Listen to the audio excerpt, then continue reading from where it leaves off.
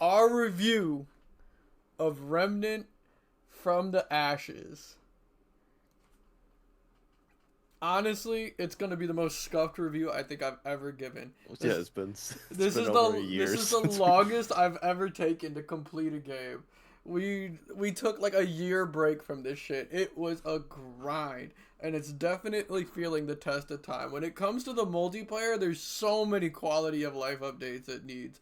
Like so many. For some reason this game breaks my Discord call.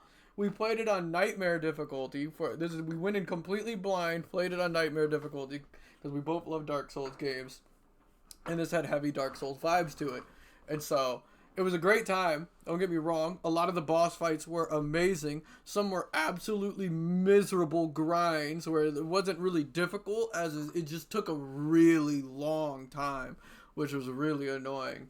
Um, a lot of the like stat checks were just completely ridiculous, where if you just didn't reach a certain criteria of damage, you just get one shot. And in nightmare mode, it was an absolute nightmare trying to hit that damage. Like, we had to fucking Oh, stack our damage the just mosquitoes. perfectly to get there, which is unreal. And we couldn't do proper shout outs. Like I said, we had to perfectly time it so that we outputted our damage at the same time, and we couldn't do that because Discord would just crash whenever we played this game. Just repeatedly, it would just kick me out of the Discord call. I've never had this problem with any other game. It's ridiculous. Constantly, I'd have waiting for a host or something just permanently stuck on my screen, which was really annoying. You couldn't talk to the same NPC to shop at the same time, so one person would have to shop and you'd have to wait for them to finish so that you could shop. We're just like, come on now. Like, what are we doing here? What are we doing? There was just so many like quality of life updates that the multiplayer needed, and not to mention there was definitely like lag. Like, I'm not the host, Pyke was the host, and so a lot of times if I simply just didn't get the iframes of a dodge, it was hitting me even though the attack was nowhere close to me. Like, I had to time it for getting iframes, or it would just fucking smack me from like 2 feet away, and that shit was so annoying. So attacks that I would just like clearly try to sidestep would just chunk me for 80% of my health. And yeah, fuck archers. Archers are the worst enemy ever created. Um, but now to get real into the nitty gritty of the game, it was a great time. I really enjoyed it. I liked the gameplay a lot.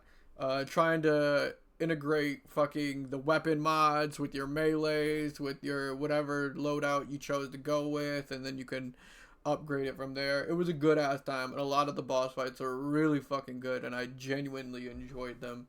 And it was co-op, and I haven't played a really good solid like Dark Souls co-op game in God knows how long, and it felt difficult, and it really made us like communicate, strategize, and plan for these bosses, and we'd have to like move in sync to get the boss to do what we wanted. It was a good ass time, and I did actually enjoy it when it wasn't absolutely just scuffed, which a lot of it felt like.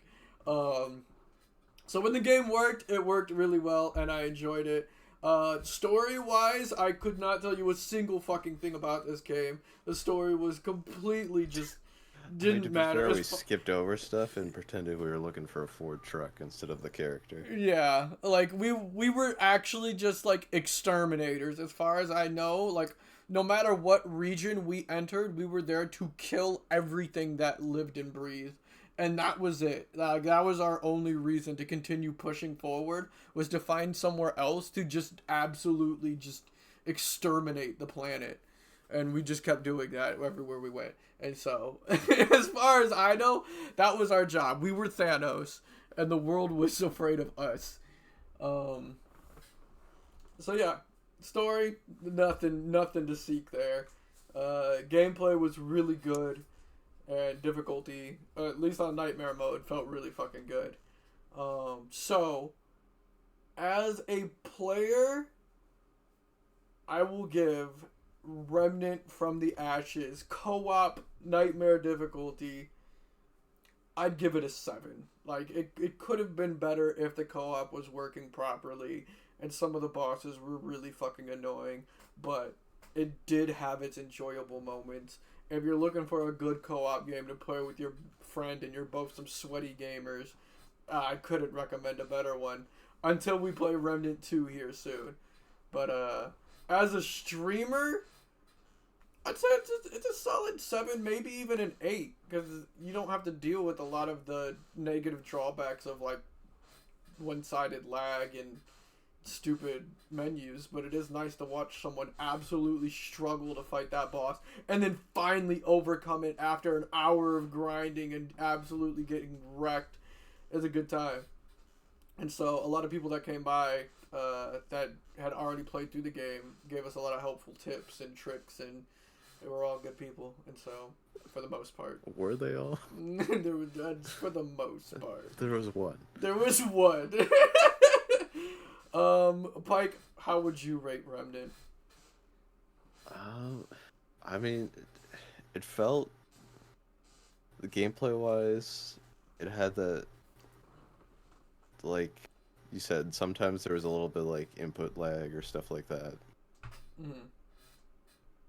But for the most part, like the dodge rolls and iframes felt really good to hit.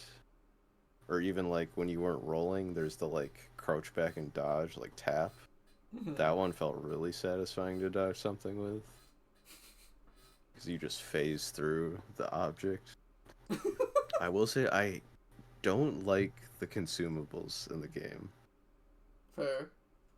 Like maybe it's just because I was running the crossbow, but the reload time on that is so long, and you have to do like this little like animation to switch to your like weapon mod power, and between like it wouldn't be as bad if there's the like dust or whatever that increase reload speed. It Yeah. only lasts 30 seconds. But it like takes like 2 seconds to do the animation, and you have to find the time to actually use the dust in a damage phase or while you're dodging other stuff. Mm-hmm. So just with the Dark Souls aspect, I didn't like the consumables as much because they weren't instant and there was like always an animation. Yeah. It was like Dragon Hearts, that's fine. You gotta find a good spot to use those, but some of the like buff ones they're using like for the area or something, Mm-hmm. either having them last longer or like come into effect and be used sooner, I think could have made it more enjoyable for me. Yeah, I could see that for sure. Yeah. Yeah, so making your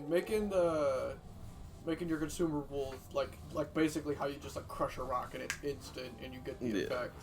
Or Like maybe it last wouldn't longer. have been as bad a controller with like a D-pad, but Mhm. when you're going like from WASD to like the number keys and you Yeah. press the wrong one and it's like, okay, now I'm stuck opening an ammo box.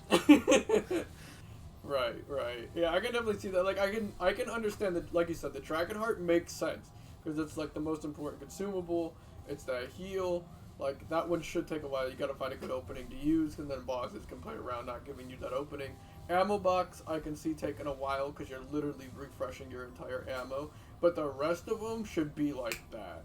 Like, and there's no because the effects of the rest of them just really aren't that great. Like, for them to take Yeah, as long as I they just do. found myself like not using them. Yeah.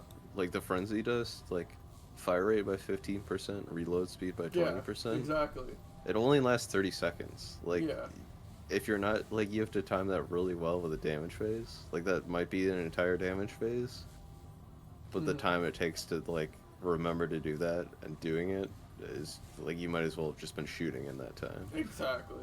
Yeah. I feel the same way. Like you said, I have 19 of them literally on my hotbar, and I didn't use a single one, despite the boss having a blatant wide opening where you do increased damage, because it just probably isn't worth it. Like, it's better to just unload my fucking clip, switch to my other gun, unload that clip, and be done with it, rather than try and frenzy dust and get something out of it, you know? Yeah. The trait points were cool. I liked unlocking them when you True. did certain different stuff. Yeah. And you could feel them, but there was some that are just blatantly like you don't feel at all. Yeah. Like maybe if you had them fully upgraded, like I've won in volt speed. Like maybe if there's I like didn't put like any in maybe both against speed. the in the desert where the guys are chasing you and you need to vault stuff really fast. Yeah. But it's just some of them just go unused. Yeah. I didn't put any points into that one. Yeah. But yeah, I did really like unlocking trait points as you needed them. Like if you did a certain action enough times, you would unlock the trait for it. That's such a cool concept. I actually love that. Yeah. So what would you And give it out of 10? like the rings and like other stuff had cool like amulets and whatnot. That was nice. Yeah. So I think overall as a game, I, as a game without the flaws, I give it like an 8. Okay. But with it just some things were clunky, like just transitioning, like you couldn't dodge roll if you're like in the middle of something, like even though you could, but sometimes if you're just starting that other animation, you couldn't transition right away. Yes. So yeah, I would give that like a 6 or a 7 overall for gameplay wise. Yeah, I definitely, like I said, I definitely think the biggest thing that could help it would be just a lot of quality of life updates. There's just a lot of needs, and hopefully with Remnant 2, it's addressed that. But with that, that is our review of Remnant from the Ashes. I shall see you all for Remnant 2 here soon, with a new special guest joining us, bitch.